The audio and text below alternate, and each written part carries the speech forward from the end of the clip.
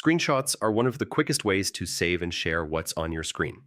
In this guide, I'll show you the two most useful shortcut keys on Windows 10 for taking screenshots. First, if you want to capture your entire screen, press the Windows key and the print screen key together. You'll notice the screen dims for a second. That's your confirmation. The screenshot is saved automatically as a PNG file in the Pictures folder inside Screenshots.